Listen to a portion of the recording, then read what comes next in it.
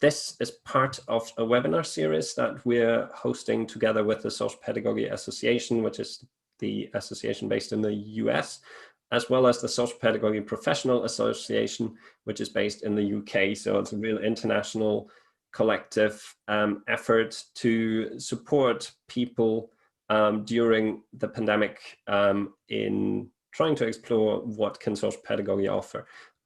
So this is, I think, the 7th or so webinar as part of the series, and today we'll be looking at multiple intelligences as what we believe is a very helpful theory to help us better think about learning and what we can do to support people's learning. So thanks for joining us for that. Basically, I'll just start the presentation now. Basically, we've structured today into a number of different parts that enable us to look at how we can create learning situations that bring out the best in people and recognize their uniqueness. And I'm very pleased to be joined by Nicola Boyce from Lighthouse Children's Home, by Martin Schwarz from Camphill Community Glencraig, by Lowis Charfe from the University of Central Lancashire, and by Dan Nestor from Barnardo's, who will start off the dialogue about multiple intelligences and how it can be applied to practice.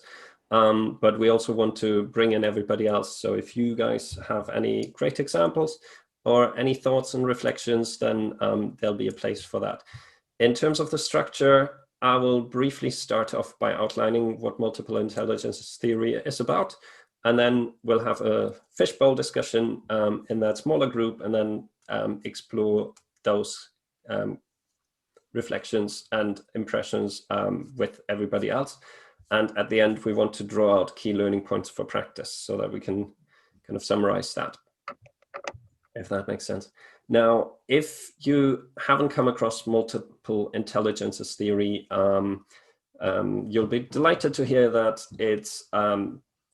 it's pretty well established, I would say, in that it's been developed, I think, in the 1980s by an American developmental psychologist who is professor at Harvard University named Howard Gardner.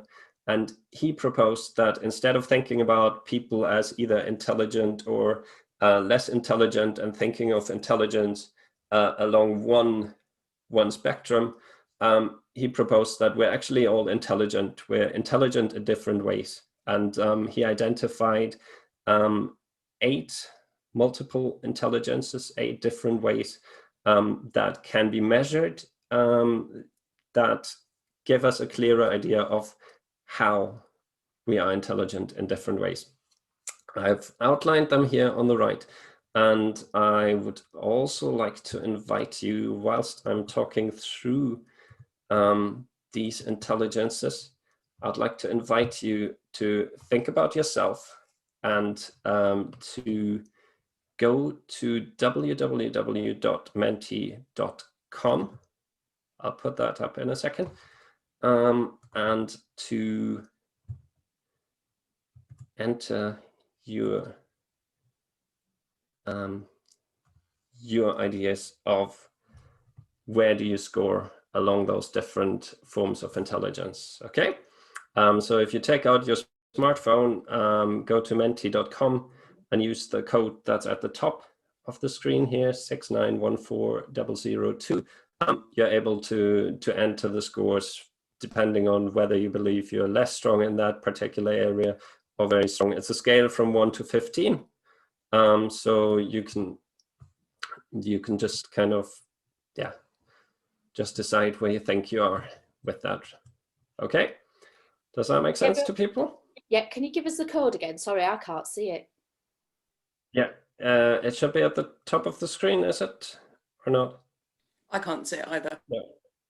Okay, wait, then I'll stop sharing. The code is 6914002. This is probably a matter of how I've shared my screen. Are you able to see it now? Yeah, it's there now. Perfect. So I will briefly talk you through the different intelligences, just so that you know what is actually meant by each of those. Starting with naturalist intelligence. So that is one of the newer forms of intelligence that he didn't initially identify, but then added on later. And he talks about this being, if you're eco-conscious, if you love nature, if you're great at taking care of animals, for instance, if you enjoy being outdoors, if you have green thumbs, so really good at taking care of plants, then you probably score highly in your naturalist intelligence. Logical mathematical is probably quite easy to understand. This is if you're great with numbers, if you're kind of very good at logical thinking, very much enjoy figuring out problems logically. So, you know, this might be being good at crosswords or being good at chess or things like that, or enjoying those activities and spending lots of time on them, then you'd probably score higher on the logical mathematical. The verbal linguistic is very much about, if you love reading, if you love poems, reading poems or writing your own poems, if you enjoy speaking foreign languages, learning foreign languages, if that's something that comes naturally to you, if writing is something you enjoy doing, then that would kind of reflect a high interest in verbal linguistic. Intelligence. Musical rhythmical is very much about, you know, rhythm, about singing, about enjoying to play musical instrument. Some people are amazing at learning new musical instruments, or self-teaching how to play the ukulele or things like that. So that would mean you'd be scoring high on musical rhythmic. Visual spatial, that is very much about, if you think in pictures quite a lot, if you think in metaphors, if you love designing or drawing or doodling whilst other people are talking or whilst you're in a webinar, if you're currently doodling on a page, then you're probably very much into visual spatial thinking. Bodily kinesthetic, that would be about sort of engaging your physical senses, being very tactile, maybe enjoying to dance, being very sporty, learning through movement, that kind of thing. If that's important to you, if that's something you enjoy, that you're good at naturally, then you'd be scoring high on bodily kinesthetic. Interpersonal, that is very much about learning and being with others, about enjoying discussion, learning through mentoring other people, for instance. Would be a sign that you're probably very high on the interpersonal level. Intrapersonal, last but not least, would be if you enjoy meditating, if you enjoy kind of learning through reflection, taking your own time, finding your comfort zone to kind of reflect and think about things just on your own, then you'd probably be scoring higher on the intrapersonal. Does that make sense so far? Two people? Perfect. So if you have entered your scores, you have indeed, then I will now resume sharing and reveal what they are. So I think, as you can see, some people are still submitting. As you can see, they vary greatly for different people. There are some areas where, perhaps by virtue of our profession, there are quite a lot of you that are interpersonal and intrapersonal, for instance. There are quite a lot of you who are very strong on the verbal linguistic. And there's an interesting kind of on the musical rhythmic. It's kind of, yeah, very across the entire spectrum. So, and I think that was exactly the point that Howard Gardner was trying to make, is that we're all unique. We tend to have about 3 areas in which we're particularly strong. So these are our natural areas of interest. And if you think about it, we spend most time doing the things that we actually enjoy doing. So it's completely understandable that our multiple intelligences will reflect those particular areas, because we invest more time into doing activities that we enjoy doing. So the important bit here is that multiple intelligences in that respect enables us to really understand how do we develop our strengths and our weaknesses, and importantly, that we develop our weaknesses through our strengths. So you can see that, for instance, in schools that use multiple intelligences theory, that they try to combine different intelligences, different ways of learning in one activity. So, you know, they would perhaps, like my son would learn Gaelic, Irish, by actually doing movements for each number and things like that, so that it connects the bodily kinesthetic with the verbal linguistic skills, and therefore covers more areas of the intelligence.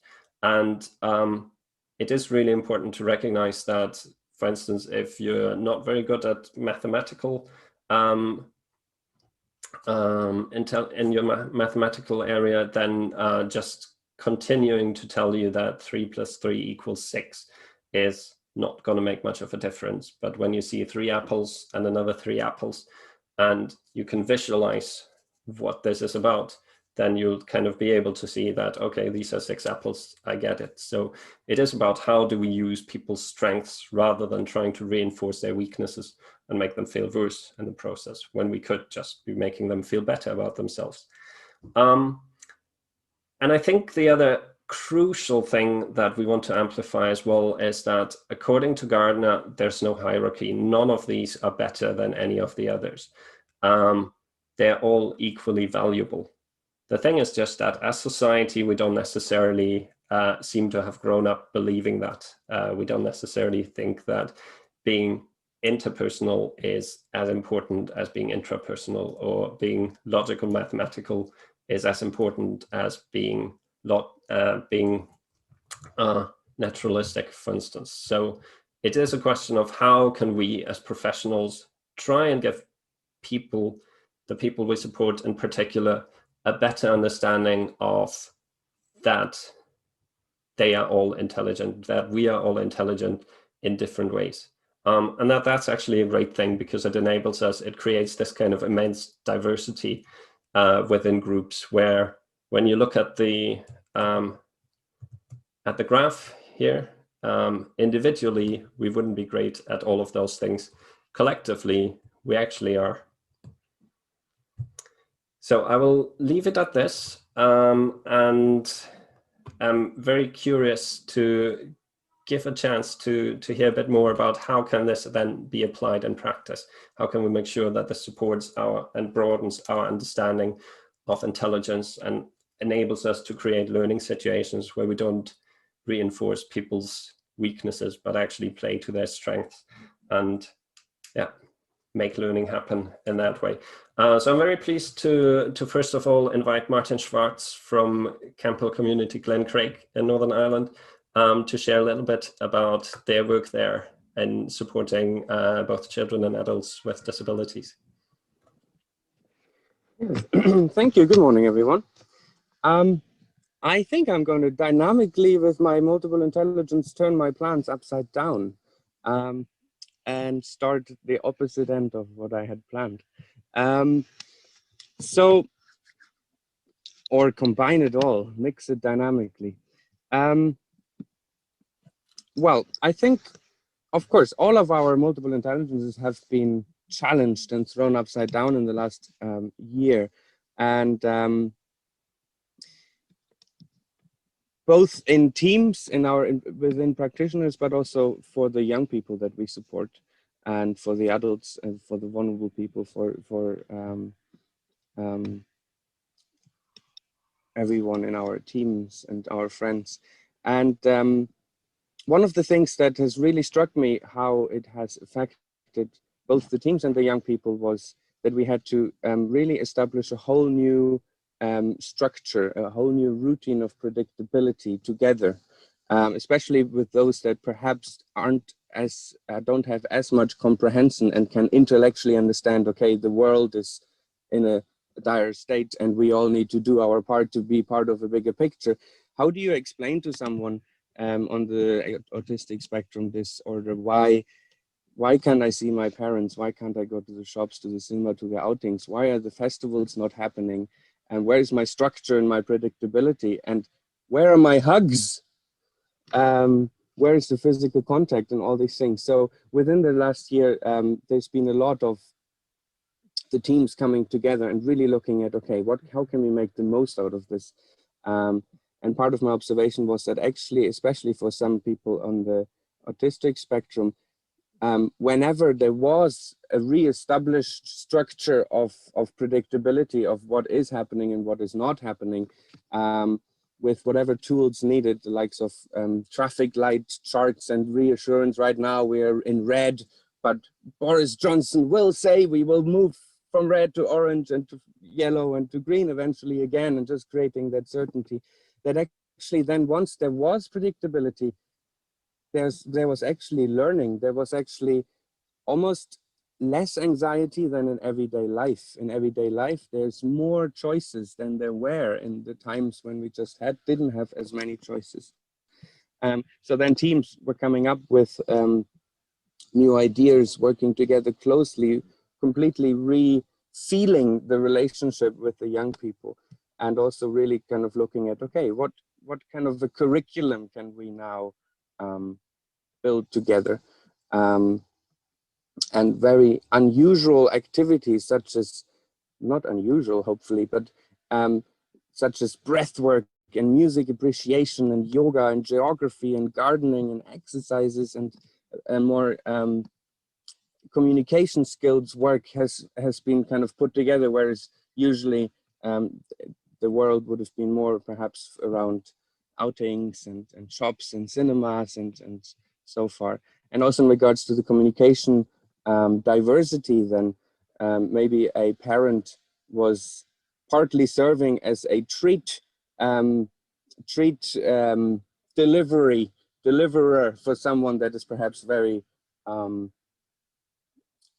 very into treats, and suddenly the parents were not there to hand a bar of chocolate, but the parents were on a screen on the other side of a computer, and the communication there also greatly developed. So actually a lot of young people with autism, in my observation, have actually really almost benefited, whilst of course it's been very detrimental to some and to all of us and to some extent, but with this renewed kind of predictability and structure.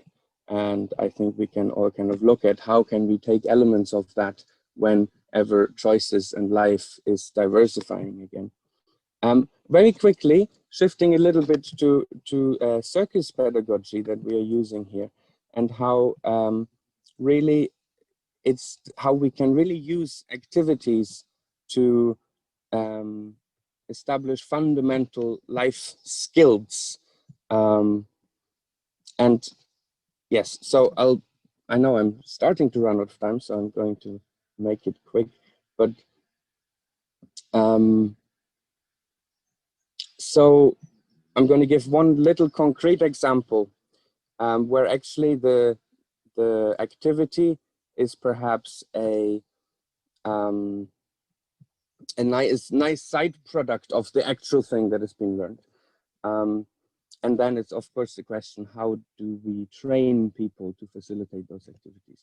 So I'll throw you into one scenario very quickly. 5 years back, with one young man on the autism spectrum disorder, attention, the continuous stream of attention was not there. So there was obsessive compulsive outside, left and right, and then the traditional that we often see, I am overwhelmed by the world. And I observed there was a great sense of balance.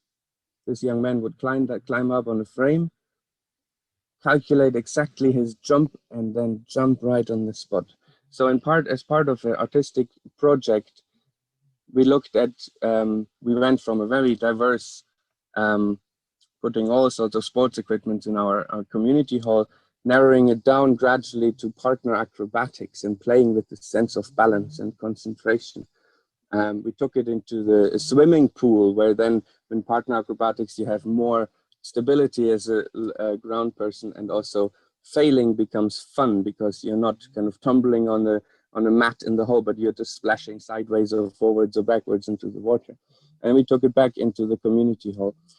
And then there was one moment after a long time of working on this, where it would always take anything from half a minute to 5 minutes until this young man would be ready to engage in the activity, to gather all his senses, and take charge of all the distractions. And then there was this one moment where we were getting ready for the basic acrobatic figure, where he would be climbing on the knees and stand up and balance and open up. And it took a while of compulsion, obsessiveness, of overwhelmedness, and suddenly he was there. There was the hands connected, the eye contact established. I am ready. He climbed up, and for the first time he could maintain the concentration, maintain a continuous flow of attention in that short moment. So for the first time there was this feeling of, okay, autism and obsessive compulsive disorder, whatever you want to call it, had become secondary for just a moment. And this activity and this concentration and this flow of attention was more important and more dominant and in charge of this moment. And that was really special. And then we went from the acrobatics to the bicycle, wherever when you're rolling, you don't have an option to get distracted because you'll crash. And how we can then, and then from the bicycle, we went on to the unicycle, where every little bump on the path in front of you needs to be pre-calculated before it happens, because if you only recognize when it happens, it's too late and you'll lose balance. And that, in conclusion, is an example how the activity that is learned is often a convenient side product of the actual life quality that comes along with it. And that what this young man had learned was to have a continuous stream of attention. And that is in a way the beginning of being able to learn anything, being able to become intelligent and to combine all multiple intelligences together.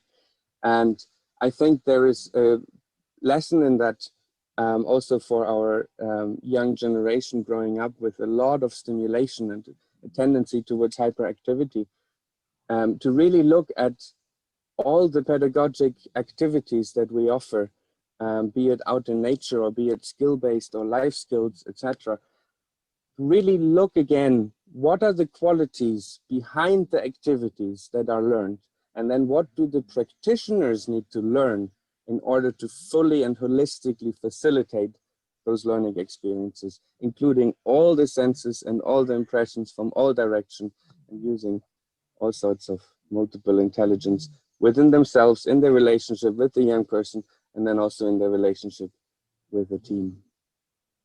Thanks, Martin. That's a really amazing example, and I think it shows just how brilliant you guys are at kind of really connecting with people and finding out what's alive in them and how to build learning around that, which is just, yeah, exactly a really nice visualization or a very nice expression of that belief in multiple intelligences.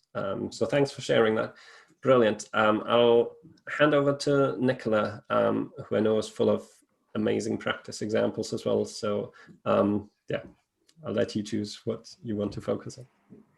Thanks, and thanks for that, Martin, because that was such a really powerful example of the difference that you see in a young person when you find that thing that fits the sweet spot of, this is the way it feels good to me to learn, and this has the whole of my attention for this time.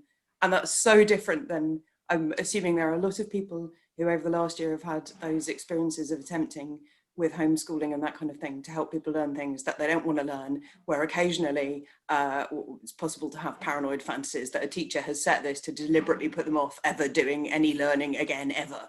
Early on, which I had a few friends saying they thought was maybe the guiding principle behind some of the activities their kids have been set. But I have found it's one of the most useful elements of the multiple intelligences model for working in children's homes, not just directly with young people, but with staff teams. Because that, how does it feel good to you to learn? And therefore, what motivates you to come back and do some more? Or try it again with a different topic? Because it's not about, you know, the learning, but sometimes the method is the more important part, as well as the self-knowledge of where are the things where I know I'm going to have to do it a bit differently or try a bit harder, because that comes less naturally to me. Because there's a basic kind of human truth that will go for what's easiest, right? We'll go for what feels good and comfortable to us. And if it's the really difficult thing, which for me, my mathematical intelligence is not my pronounced strength. And through my life, recognizing this about myself has been helpful to know that I need to work harder at that. So it doesn't mean I can't get there, but it does mean there has to be a reason, which is something else other than just the love and mastery of maths. That on its own is not going to get me there. And I can remember this from repeated stages of my education, from childhood, of knowing that to pass a test that I wanted to pass, I was going to have to put in extra time outside of school, and nobody had asked me to, but I figured if I just did an extra like 15, 20 minutes after school when I was about 10, I would probably eventually get the hang of this thing. And it was feeling quite embarrassing that I was on like the set of maths cards for the kind of what I perceived as the more remedial group in my class, and that my friends were doing that. Really, you're still working on that? And I didn't like the feeling. So it was a kind of aversive thing to give it a go and have a go at it. But later on, I would have had no interest in continuing with maths for a second longer than I needed to. But in terms of being interested in interpersonal and intrapersonal intelligences, which are much more strong suits for me, I really wanted to go on and do a postgraduate degree in psychology. You can't do it if you can't do statistics, and you need to be able to do them at degree level, otherwise you're not passing. So that understanding meant that I knew I needed to work harder on that, and I spent 50% of the time working more on stats than the whole of the rest of my course, because that was how much longer it would take me to get my head around it. And I knew that I needed to use my social skills to recruit myself a friend who understood a lot better, who would explain things to me. And it was easier to sit with those things because what I wanted to learn about was everything else in psychology that wasn't to do with stats. And so the motivation for that was huge. And so with the young people and the staff teams that I've worked with, what I've noticed is that there is an opening up of confidence, which is more powerful for future learning and going back and trying other things, as soon as we start to talk about this very narrow, conventional, received wisdom set of assumptions about what we term intelligence, that gets handed on very implicitly, very often, I think, within schools and formal learning environments, is not the whole world and is actually quite problematic and comes from the roots of IQ tests for American soldiers who may not have been literate with different cultural backgrounds. And as soon as you start talking about those things, I found that with young people, but very interestingly, particularly with adult practitioners, when I've been training staff teams, that people who have lost confidence in themselves as learners, because the story they will tell you about their experience of school was, I'm not good at this. I'm not somebody who learns well. I just wanted to get out as fast as possible because what it was doing was an injury to my self-esteem. That's turned them off. And they're the people who come in on day one of training courses with me who want to say they've forgotten their glasses and they're not good at learning it from the book, and they're not going to have to read all of that, are they? And they might have trouble with this. And what I can feel with all of it is the anxiety, but also anticipated shame, because shame is attached in our culture to not knowing stuff, not being able to learn things, and not being a confident I think that does more harm to our potential for lifelong learning than any single other thing. And so a huge plug for getting staff teams thinking about how do they learn in their practice. Because what I found when I really worked on this with teams was their newly found value and respect for one another's strengths as soon as they started to open up a wider, more holistic notion of what intelligences might look like by working with Gardner's model, then made them more thoughtful about what's the way in which I help my colleague to learn this. And so I remember a beautiful moment watching two of my team sitting together in an office where we've been using multiple intelligences theory and thinking about how they learned in their practice. as well as how they work with kids. And they'd spent the morning doing a load of stuff to turn resources about the rota and who was working when into visual stuff that we could put on the fridge, because the staff team for ages with this one young man had been doing he's always really anxious about who's working when and if it changes, but we've told him, and we've given him a copy of the rota. And me just sitting down and spending some time with them being like, and how good is this young man at reading and understanding verbal stuff? Okay, so we know that doesn't feel good to him. It's like it's if you gave me that stuff in algebra, it's not working for me. But if we do it with photos on the fridge and move them around and they become something he has mastery over, then he really knows and he can remember he can't do it this way. And in the afternoon, after doing that with him in the morning, they sat together and one of them was trying to explain something to the other one and then said, oh, that's right, you don't learn through visual skills, looking at stuff. And she'd been drawing diagrams because that's very much how her perception works. And this was making perfect sense, but it didn't matter how many times she drew it, it wasn't working. And then her colleague turning to her and saying, yeah, no, that's what's got me stuck. I keep looking at this and it doesn't make sense. Can you do it another way? And her stopping and really having to struggle for how will I explain this to you if I'm not drawing it? And then remembering that actually he works really well with narrative and language and story. And so what she came up with were stories of a couple of examples in practice that was so much more useful to him than the abstract theory sketched out as a diagram on the page.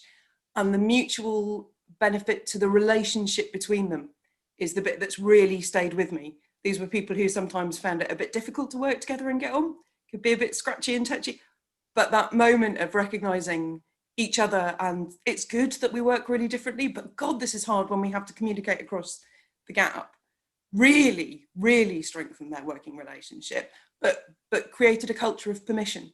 We don't all have to learn it the same way. And I think this, more than anything, for adults and children, is something that we often lose sight of, that's so important, not just for learning today, but for the future, for indefinitely. Absolutely, Nicola.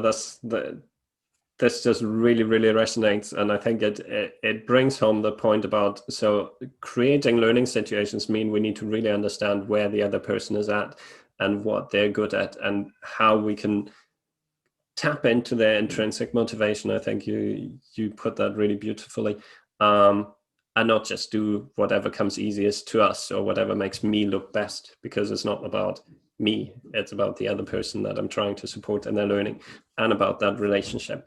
And if we can role model that within staff teams, then we have so much more of an opportunity to role model that with the young people or other groups of people that we support. So I think that's a really, really valuable point to make. And I think there's also something about how can we reject the labels that have been placed upon us in that respect, because we still have a very kind of narrow cultural understanding of what intelligence looks like and who's intelligent and not. And it seems like whilst we've made some progress with, not discriminating based on race or gender, we've still got long ways to go, but in lots of other areas, we've made lots of progress in terms of discrimination. We still feel like it's okay to feel intellectually superior and call other people stupid and put them down based on what is a really narrow understanding of intelligence. So if we can broaden that, then all the better for it. I'm going to hand over to Lowis now, because I think Nicola has already kind of alluded to the need to be more creative in how we create learning situations. And of course, if we think about intelligence in much more multidimensional ways, then surely the same thing applies to creativity as well, where again, we have a very narrow understanding of what that looks like. Thank you. Yeah, so to pick up on Gabriel and Nicola's points, when we're teaching the BA students and our master students, it is very much about challenging this idea about intelligence being linked to IQ, as Nicola has pointed out. This is really kind of damaging and limiting. So we use creativity, and when we're talking about creativity, we're not talking about singing and dancing and painting, but actually taking a much broader holistic approach to creativity. And what we try and what we hopefully embed in our students is that that being able to be curious is being creative, being able to think outside the box, being able to find different solutions that kind of go beyond the obvious, and being able to respond to change. And Martin talked about the pandemic, and this has been something that's been really important, that we are able to respond and change really quickly and think in really creative ways. So you might use arts and you might use music, but it's having the confidence to have a go at that and not thinking that you are the expert. And again, I think this links really nicely to Gardner's multiple intelligence theories. And like Nicola's point about, you might not feel very confident in doing it, but it's having the just being brave enough to give it a go and actually learning and maybe working with colleagues or young people or adults that you're supporting that can help you develop that skill in yourself as well. And so we talk to our students a lot about, we pinch Ken Robinson's ideas around how creativity and intelligence is very much about imagination. So if you've got the ability to kind of daydream and think outside the box, then you can use that. So it's about thinking differently about situations and then use that in your practice to then become creative. So Ken Robinson talks about how you imagine creativity is applied imagination. So you need that imagination first, and then you need the ability to have a go at doing something different. So for instance, on the MA, we encourage our students to really think creatively around systems and communication, and how do you work not only in your direct practice with the people you're working with, but as a team, as an organisation? How do you use creativity to build systems that are much more healthier and helpful and supportive? So we recognise that it works on lots of different levels. It's very context and person specific, but it is also linked to that ability to learn and develop skills together. And I think Nicola's point is absolutely fundamental about, you know, working with people and recognising, having those conversations and being collaborative in your practice means that you have a much greater sense of that meaningful belonging. And if you feel like you belong and you're recognised, then that improves your well-being, which will then improve the skills and ability that you have to work with different people in different contexts. I'm going to stop there, because then if we're all right to hand over to Dan. Okay. So Dan is one of our BA graduates, and he's going to talk about what he's learned from the course and also how he applies it in practice. So in my practice, I'm children and young people's mental health practitioner. And just to start off just a little bit before when I did the social pedagogy course, I was working with children and young people that experienced abuse and neglect, and a lot of the work that we was doing was around sort of like safety planning kind of things. But the resources we was given at the time was this sort of handbook, and each week you'd go through page by page, and it was this you'd write down a little bit and you'd draw a little bit, and it was just really stuck structure kind of thing. And that only really worked for about a handful of children, really. So at the time I was like, right, okay, this isn't working. They're not getting anything from it. Nothing's really happening in these sessions because we're following the structured work. So before I'd started that job at college, I'd learnt a lot around Reggio Emilia, the school in Italy, that 100 languages of children, and how everybody communicates in their own certain way, which ties in really nicely with multiple intelligence, that some communicate through play, some through music, through physical things, or different ways of communicating. So I tried that, and this person I was working with, particular one, was obsessed with board games, loved them. But unfortunately, when we was going into the school, we weren't allowed to touch the school's resources. They weren't allowed ours. So I was like, right, okay, we need to talk about safety planning. So we built this giant snakes and ladders game, this huge thing, big giant dice and these big giant foam mats to each space, and we would play this game. And on some land, when you landed on a certain spot, it would ask a sort of question. So someone was like, well, what would you do if an alien landed in the garden? Or what would you do if electric went off at your house? But then buried in that was some safety planning questions, like what would you do if you was in danger and things. And that was his way of communicating, his language, his intelligence way of communicating. His multiple intelligence was more leaning towards sort of games and tactile stuff and doing things, not sat being asked stuff. So when I was setting up this thing, one of the senior practitioners came in and said, said, "Oh, I would love to be able to play with kids all day doing this sort of stuff, but unfortunately I've got like serious things to do." I was like, well, I mean, my outcomes was a lot better than theirs, so make of that what you will. But when, so I was like quite deflated after that. Came about the time that I was finishing that job and I was starting uni, and I started the social pedagogy thing, of course. And then, and then a lot of that was around, you know, multiple intelligence. It was looking at Reggio Emilia's work as well, and Ken Robinson and all this sort of thing. I was like, well, actually, I'm on the right wavelength with that. It said more about what that practitioner's practice was like, not mine. So then I learned more about social pedagogical practice, and everything fit really nicely with that. So I started to be able to, it gave me more confidence really to implement that into my practice and a new skill set. So when I've been doing one-to-one and group work, this recognition of multiple intelligence that 100 languages, that everybody has their way of communicating, and everybody experiences things in a different way. So if we all went to cinema, if you remember what they are, and we, you know, watch a film, we're all going to have a different view of that film. You know, that experience is different to each one of us, the way we've took that in. And the same way that the way we, you know, share that experience and talk about it will be different as well. And the same with young children, young people and adults, with the adverse experiences that they have and mental health, and whether it's depression, anxiety, or stress, or self-harm, or whatever it is that they're experiencing, their way of talking about that and the way that they have those conversations to tell their story is very different. So I've always sort of got in mind this multiple intelligence and this 100 languages of children, young people, around like, okay, so this is a conversation that we're going to have. What's the best way of having this conversation? How can I meet their sort of, come into their space and their language that they have?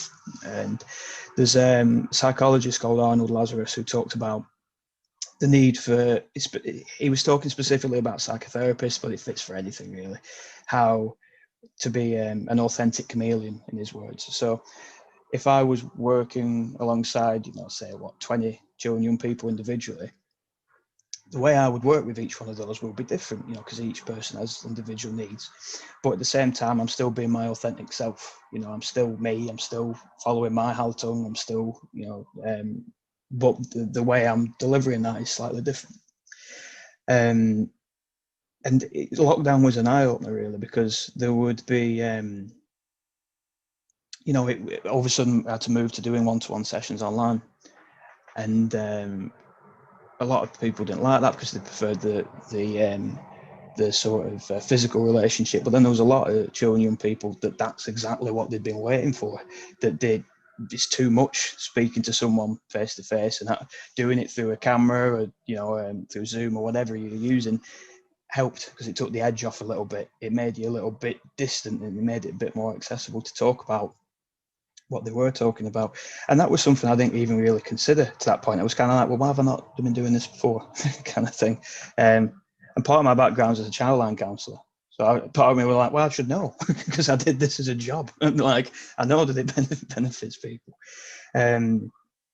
So yeah, so for me, that's sort of how I implement multiple intelligence through the sort of languages of children, young people, 100 languages, that they're talking to me about their story, but I'm going to adapt my practice to make it in a space where we're speaking that language a bit more. So it might be through play together, it might be through drawing, it might be through writing. If I work with someone, or Lego is usually a good one. You know, building something together and just having that discussion. Because if they're doing something on the table, they don't feel the pressure to look at you or look in your eyes or look somewhere else, or they don't feel like they're being watched because, you know, we're focusing on this thing instead of them.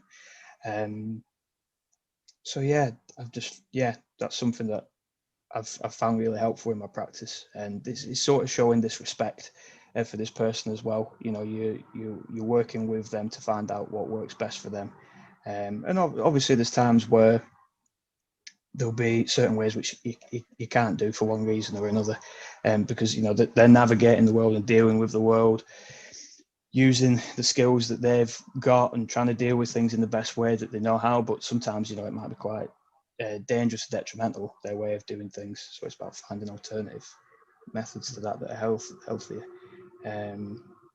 So yeah. Thanks, Dan. I think it's you've touched upon a lot of really important points.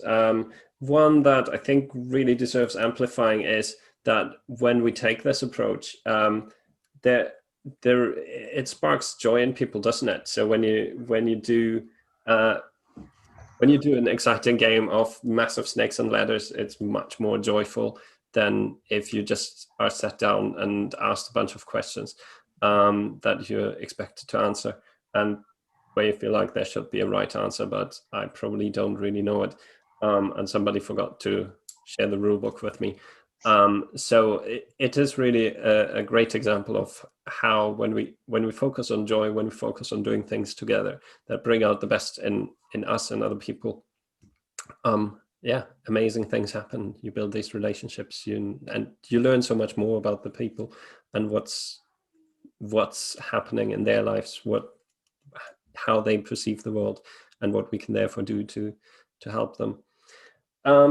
So that's, yeah, thanks again for all of those contributions. That's been really insightful so far. I've seen a couple of things popping up in the chat, but I just wanted to kind of open up the space for others to come in and either share your own examples or your reflections on what we've heard so far. Can I just, I'll answer. So Louisa, sorry, you put a question in, didn't you, saying, can you signpost us to some case studies? Yeah. My internet is really slow, so I'm trying to get the journal up because it won't let me share the actual file on here for some reason. So I'll send you the link. We co-wrote an article about creativity, and it's got some examples in there. But just to give you another example, we kind of introduced the social work students to social pedagogy. We did kind of a brief introduction, and we had one of the social work students went out on placement and was working with young carers, and she had an 8-year-old who she was supporting, and she said, you know, what do you want to do? We've got this hour every week. What would you like to do? And he said, oh, you know, it's a bit embarrassing, a bit daft, but I'd like to learn accents. So so he would decide what accent they wanted to learn, and so they'd use YouTube, and then the next week they'd speak in a Brummie accent, or they'd speak in a Newcastle accent, or whatever the young lad had chosen. And that's a real example of creativity. So I think it's not getting hung up on, oh, what activities can I do? It's sometimes just asking people, you know, and going with it. So instead of her being like, oh, I can't do that, she was like, yeah, all right, I'm willing to look as daft as you, and actually and she found out so much more from this young man over the weeks than I think she would have done if she'd have, you know.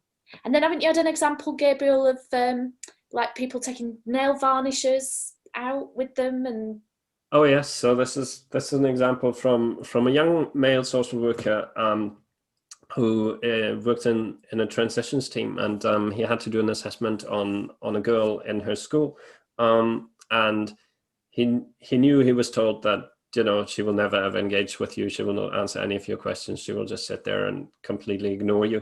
So he decided that before he met her for the first time, he found out what she likes, what she's into, and he listened to some of the music that she loves. He found out that she really enjoys Play-Doh, and that she enjoys, you know, painting her fingernails. So when he showed up, he was playing a piece of music that she enjoyed.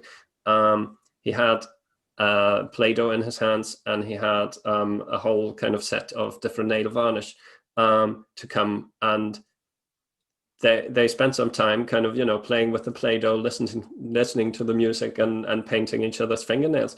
And it was through that he developed, you know, a relationship with her really quickly, and that she started to kind of be more curious about what he's here for, and all of that. And it just completely transformed that experience, and yeah, enabled him to find out what he needed for the assessment, but to do so in a way that really recognized her strengths and her interests, and yeah, the way that she wanted to engage with people, and yeah, it's a lovely example of just relationship building through it. Yeah, and just saying we can do this differently. You know, there are things we have to do, but if we use our understanding of multiple intelligences and creativity, then let's think about what would be another way to do this. So yeah, absolutely. I also wanted to kind of mention Simon Taylor has some amazing colleagues at the Creative Mentors in Derbyshire who are very good at yeah, using creativity in the way they support young people in care. Yeah, I'll not plough through loads of examples particularly, but I think the qualities of the creative mentors, often the creative mentors come with their own creative background. So they may be a visual artist, or they may be a musician, or they may be a photographer. But much of the philosophy of what they bring to young people is about, in a sense, sharing that sense of wonder and creativity as part of observing what the young person finds interesting about the world. And it might then be that it's mediated through the creative background of the artist, but it might be that it's something else completely different. And it's that space of, I love the idea of that authentic chameleon. And I think the creative mentors embed that in the fact that they may end up doing something that's got nothing to do with their own creative background, but the experience of being confident in creating enables a relationship to grow and build. The one story I always end on this is one lad, as rough and rugged as you could possibly imagine, giving me a tour around Derby Museum of all the Joseph Wright paintings, telling me when they were painted, what weird objects that he'd spotted in there, what they might mean. I mean, I love Joseph Wright anyway, but I was just playing the sort of absorbed audience. And his confidence in that space, talked to me, he'd never met me before. I just came with a jacket on and looked like an idiot, but he just took over. He controlled that space for me. And that confidence from somebody who probably 18 months ago would have barely looked at me, I think, was just amazing. And that was through that creative process of owning that sort of creative environment. Brilliant. What a fab example. Love it. Yeah, thanks for sharing that, Simon. I'm curious, have you guys got any other examples or any questions or thoughts that resonate with you just now? I'm just wondering, when you mentioned about the creative mentor, is that a program that is running? Yes, so we've been running it through our virtual school primarily for probably as long as I've been with Derbyshire County Council, so 7-8 years, maybe even a bit longer in its first inception. And basically every child in care who, in a sense, maybe falls off the education track can be assessed for being eligible for support from the Creative Mentor Programme. We're always looking for ways of funding it, which is, Kim Johnson, who basically leads the programme from the virtual school, is a magician at wangling money out of places that otherwise nobody would ever know about. It's really a one-on-one process, usually over a time-limited period, but these relationships evolve, and we're fairly flexible about how we do that. But if you want to know a bit more, you can always email me. I'm simon.taylor@derbyshire.gov.uk, and I can put you in touch with Kim and point you in the direction of some info. Always happy to do that. But it's a great program. I mean, some of the mentors, they get some training around working with young people and children, but it's very much that sense of them as authentic, creative people. So they have a career as creators. It has got a bit odd during lockdown, but it's still ongoing. People are doing creative stuff online. I highlighted a little while ago for other staff a photography project, which was basically the outline of the photography project is you had to stand in one spot and only take photographs from that spot. So you were personally locked down in terms of your creative space. But yeah, I'll shut up because I'll talk forever, but you can drop me an email. That's great, I will. Thanks very much. Brilliant. I suppose the other point I'd like to raise is that creativity as well is also about how you work with colleagues. And so some of our MA students have got some really great examples about, like, so one person who is like a chief executive of a small advocacy project, was saying that he was really struggling to get his staff to engage with the safeguarding lead, and kind of sent countless emails out. And as we all know, we don't really read them, we delete them. So what he did was he videoed himself a really short video message, 1 minute, kind of briefly explaining to his staff why they kind of needed to think about this. And he increased the safeguarding lead said it worked fantastically, and people kind of got that very quick message in a real easy format. So I think creativity is also about thinking about the organisations and systems that we use as well, and kind of having the confidence to go and try something a little bit different. That's a great example, because it links so nicely back to multiple intelligences, and not everybody is very good at reading, because that caters for one particular type of intelligence. So doing something that is more visual, more relational, because it's interpersonal in that respect, yeah, can just really transform the way people engage with it. So that's fantastic. Before I let you all go, it would be great if you could put any key learning points from today's session for you into the chat, so that we can capture those. And one of the things we're still planning to do at some point eventually is to recreate or expand this kind of visual, which you should be able to see now instead of my video feed. That was done several years ago with a cohort of people from Camphill, Scotland, who outlined what was important to them about social pedagogy. And we thought it's definitely time to kind of expand that a little bit. So if there are particular key messages from today, learning points for you that you think should be amplified, shared with everybody, then please just enter them in the chat now, so that we can make sure to include them. I know that lots of the things you've already mentioned in the chat really fit into that as well, in terms of your contributions. So that's really brilliant. We'll make sure to kind of bring that back in. There was one thing, Gabe, that I thought in relation to this more widely, strategically, and thinking about the development of social pedagogy, not just in the UK but beyond, and that was that there are, I think, two wider issues that we probably want to think about and keep an eye out for as part of developing a pedagogic practice, which takes a more creative, holistic approach to the development of learning and intelligence. And the first one was to be cautious about the what works agenda, because we've been just talking about all of this creativity, and Daniel's examples were so beautiful, and so were Martin's, of what does that look like when you free up practitioners to use their own professional judgment. But it's a scary place to be, because then the focus is on your practice. Why did you do this with this young person? Is this working? What's going on here?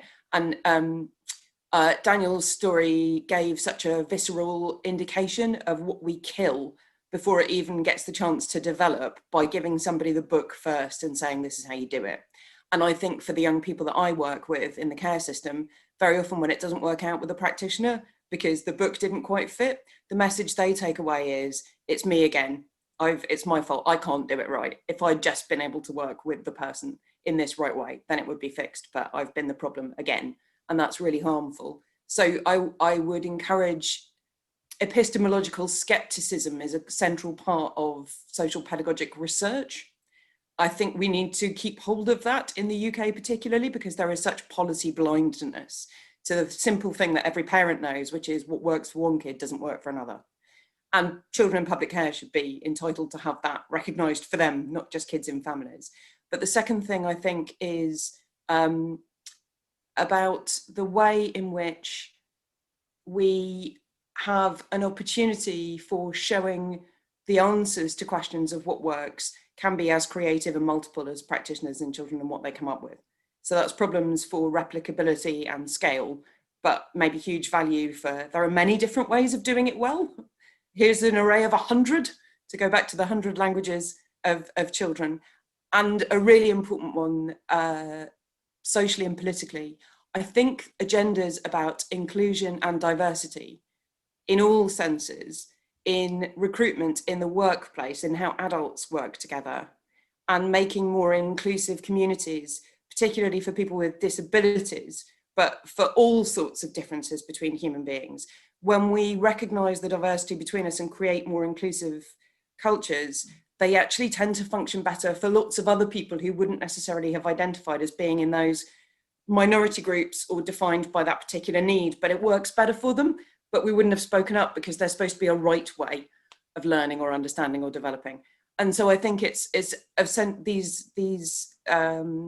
agendas are entirely aligned, that everything we do to create more diverse, inclusive environments for adults at work as well as people who use services is in the service of everybody along this wider, more holistic notion of multiple intelligences. And that has to be a good thing. Because the more that we see, there's more than one way of doing it well and right, the more it becomes irrefutable. Absolutely. Thanks. Those were really fantastic points to end on. So I will just not say anything else. Apart from thank you all very much for joining, particularly thanks to Nicola and Martin and Dan and Lewis for joining the Fishbowl, and to all of you who've joined the webinar. We will continue the series with the next session on recognition, which is going to take place on the 23rd of March.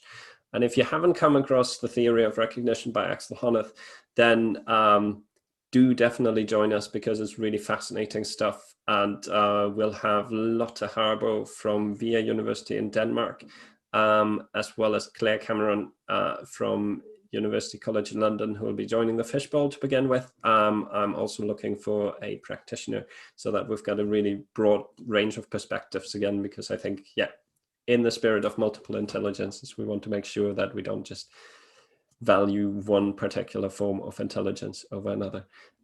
So do join us for that and for upcoming webinars. And yeah, have a great week.